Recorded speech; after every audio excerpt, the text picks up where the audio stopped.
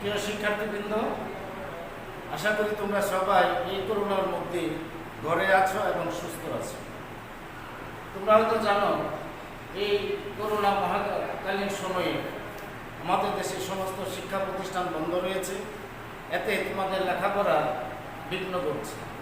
এই লেখাপড়াটাকে কিছুটা ত্বরান্বিত করার জন্য আমাদের বাংলাদেশ সরকার তথা শিক্ষা মন্ত্রণালয় অনলাইনে ক্লাসের ব্যবস্থা করেছে। আজকে আমি তোমাদের অনলাইনে ক্লাসে তোমাদের যে বিষয়টি বাংলা, তোমাদের অষ্টম শ্রেণীর বাংলা নিয়ে আজকে আমি আলোচনা করব। আজকে আমাদের আলোচনার বিষয় একটি গল্প, তৈলচিত্রের ভূত। গল্পটির লেখক হচ্ছে মানিক বন্দ্যোপাধ্যায়। তৈলচিত্র, আচ্ছা শিক্ষার্থীরা, তোমরা তৈলচিত্র বলতে কি বুঝো? হ্যাঁ, ঠিক আছে, যে তেল রঙে আঁকা কোনো ছবি, সেটাকে আমরা বলবো তৈলচিত্র। আর ভূত অর্থাৎ সেই তেল রঙে আঁকা ছবির মধ্যে ভূত। আচ্ছা শিক্ষার্থীরা, তোমরা কি ভূত দেখেছো কেউ? না, তোমরা কেউ ভূত দেখোনি। তারপরেও কি ভূতের ভয় আছে? হ্যাঁ, ভূতের ভয় আছে। ভূত নেই, দেখোনি, তারপরও এটি কেন ভয়? জিজ্ঞাসা করলে হয়তো বলবে যে স্যার দেখি নাই, কিন্তু শুনছি মানুষের কাছে। আসলে এটি একটি কুসংস্কার। ভূত বলে কিছু নেই, এটা আমরা সবাই জানি, তারপরও আমাদের ভূতের ভয় রয়েছে। যাক, আমি আশা করবো যে এই গল্পটি পড়ার পর তোমরা ভূত সম্পর্কে যে ভয় তোমাদের মধ্যে আছে, সে ভয়টি ইনশাল্লাহ কেটে যাবে। আর এই উদ্দেশ্যে এই গল্পটি লেখক এই গল্পটি তিনি লিখেছেন, যেটি পড়ে আমাদের সত্যটা যখন জানব, তখন আর ভূতের ভয় আমাদের মধ্যে থাকবে না। গল্পটির লেখক মানিক বন্দ্যোপাধ্যায়। মানিক বন্দ্যোপাধ্যায় আমাদের দেশের সাহিত্য জগতে এক উজ্জ্বল নক্ষত্র। মানিক বন্দ্যোপাধ্যায়ের তার লেখা কয়েকটি গ্রন্থের মধ্যে রয়েছে, উপন্যাসের মধ্যে পদ্মা নদীর মাঝি, বহু পঠিত আলোচিত একটি উপন্যাস। পুতুল নাচের রীতিকথা, এটিও একটি বহু পঠিত উপন্যাস। তাছাড়া তিনি কিশোর উপযোগী প্রায় 27টি গল্প লিখেছেন, গল্পের বই লিখেছেন। আজকে যে গল্পটি তোমাদের আমি আলোচনা করব, সেটি দেখো বোর্ডে আছে, তৈলচিত্রের ভূত। এটি তৈলচিত্রের ভূত, এটি একটি কিশোর উপযোগী রচনা।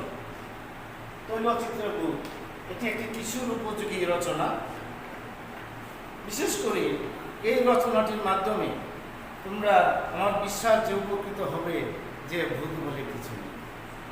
লেখক মানিক বন্দ্যোপাধ্যায়, তার জন্ম যদি আমরা আলোচনা করি, দেখা যাবে যে 1908 সালে সাঁওতাল পরগনায় তিনি জন্মগ্রহণ করেন।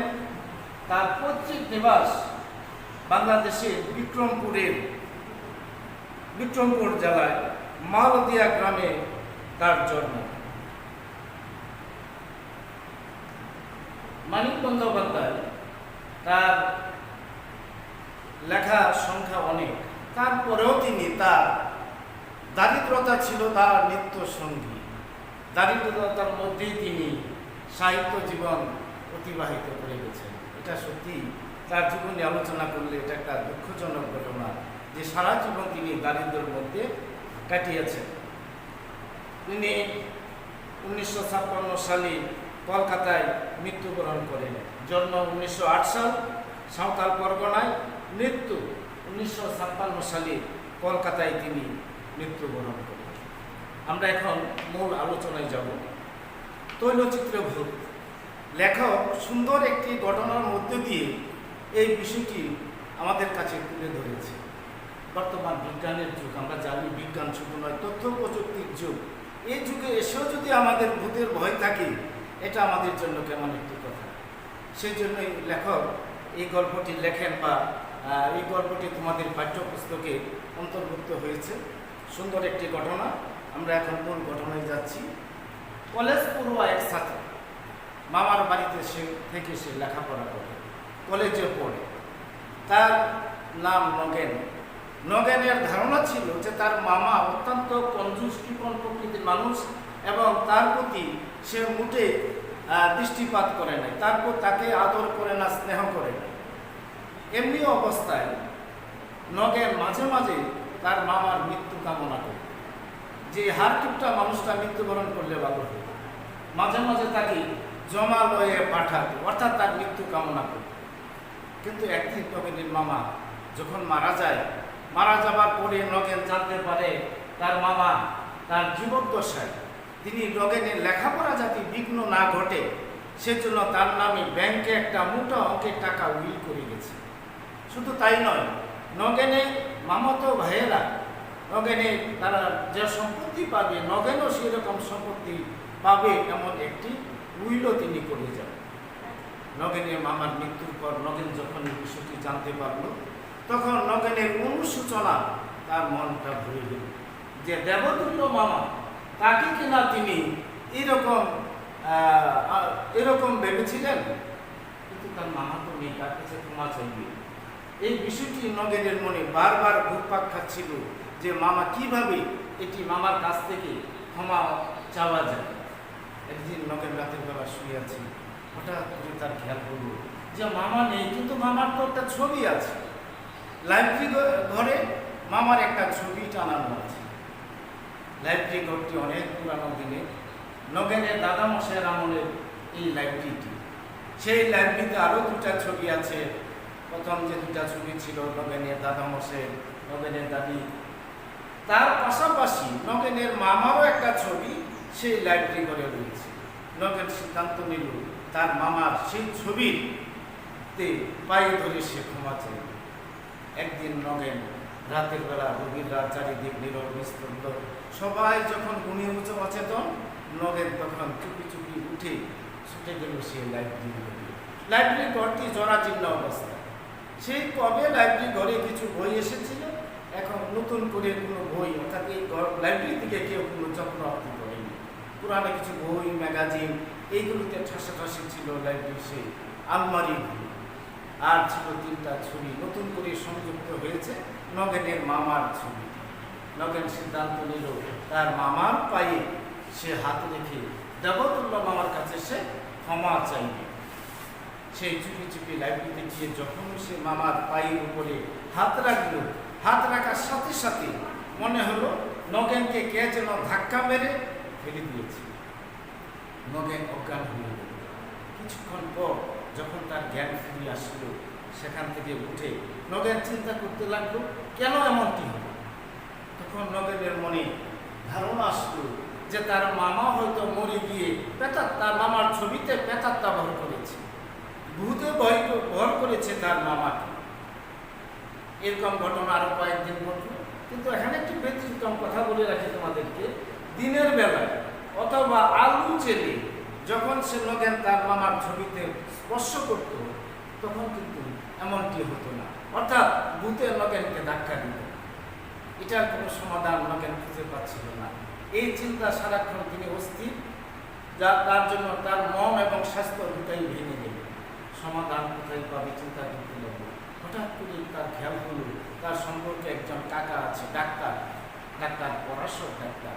ছুটে গেল তার বাড়িতে, গিয়া ডাক্তারকে বলল, গিয়া দেখে ডাক্তার সাহেব একটা চিঠি লিখছে। চিঠিটা লেখা শেষ করে নগেনকে জিজ্ঞেস করলো, নগেনের দিকে তাকালো, দেখলো নগেন তার স্বাস্থ্য কেমন যেন হয়ে গেছে, অর্থাৎ তার স্বাস্থ্য ভেঙে পড়েছে।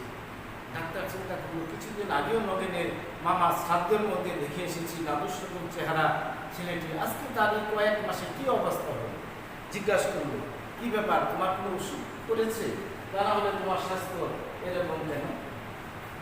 নগেন উত্তর দিল, না কাকা, আমার কোনো ওষুধ করে। তাহলে এবার নগেন তার পুরো ঘটনাটা খুলে বলল, সেই লাইব্রেরি করে কি ঘটেছিল সেটা পরাশর ডাক্তারকে নগেন খুলে বলল। খুলে বলার পর ডাক্তার চিন্তা করতে লাগলো। ডাক্তার তাকে কথা দিল, ঠিক আছে আমি যাবো, আমি দেখবো এটার মধ্যে ছবিতে কি আছে। একদিন পরাশর ডাক্তার রাতের বেলা এসে নগেনকে নিয়ে সেই লাইব্রেরি ঘরে যখন প্রবেশ করার পর সে জানতো যে ছবিটি কোথায়। গুটি গুটি অন্ধকার, আলো না জ্বালিয়ে যখন ছবিটার কাছে গেল, অর্থাৎ ছবিতে হাত দিল, হাত দেওয়ার সাথে সাথেই নগেনের বেলায় যে এরকম ঘটনা ঘটেছে হয়েছিল, পরামর্শ ডাক্তারের বেলাও সেরকম ঘটনা ঘটল, বা তাকেও জনকে ধাক্কা দিয়ে ফেলে দিল। পরামর্শ ডাক্তার সেখান থেকে উঠে তিনি বুঝতে পারলেন এটা কিসের ধাক্কা, কোনো ভূতপ্রেত কিছু নয়, এটা একটা বৈদ্যুতিক শর্ট যেরকম হয়ে থাকে, কারেন্টের আমরা শর্ট খেলে যেরকম হয় এটি সেরকম। পরামর্শ ডাক্তার বুঝতে পারলেন যেহেতু ইলেকট্রিক শর্ট। তিনি উঠে আস্তে আস্তে করে ছবিটির পিছনে গেলেন, গিয়ে দেখলেন ছবির মধ্যে একটি বৈদ্যুতিক তারের সংযোগ রয়েছে। বুঝতে পারলেন যে এটা সেই ধাক্কাটার মূল কারণ হচ্ছে এই বৈদ্যুতিক সংযোগ।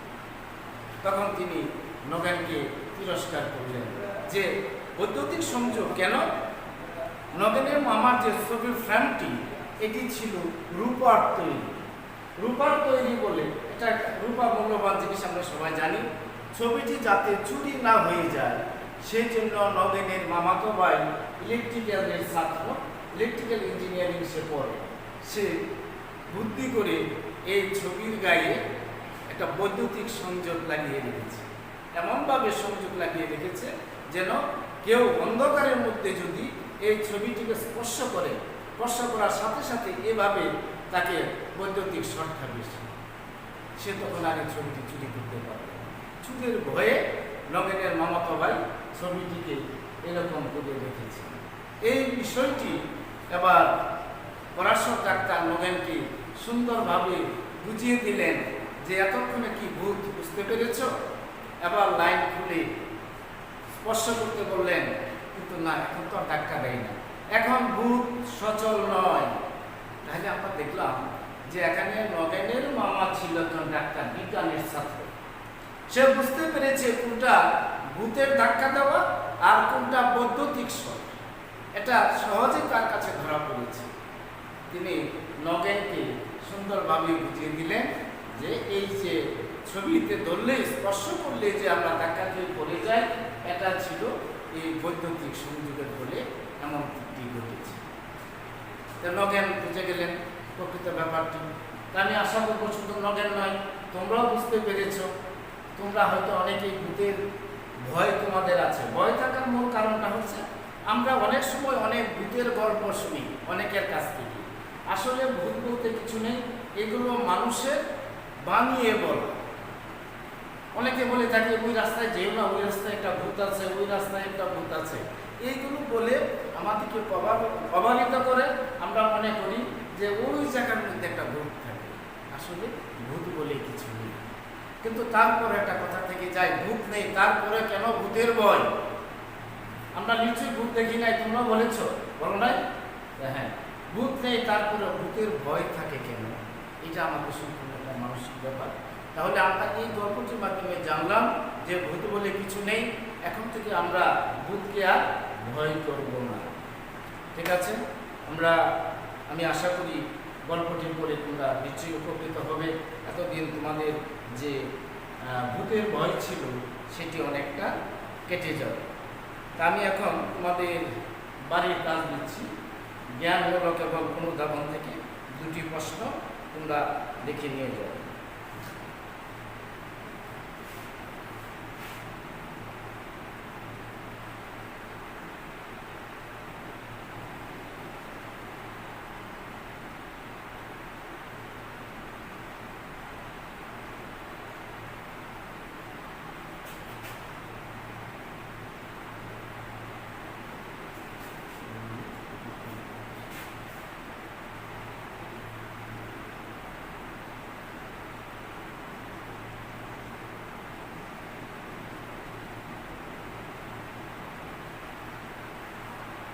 তুল্যচিত্রের বুক, এটি বুক জাতীয় রচনা। অনুধাবনের একটি প্রশ্ন।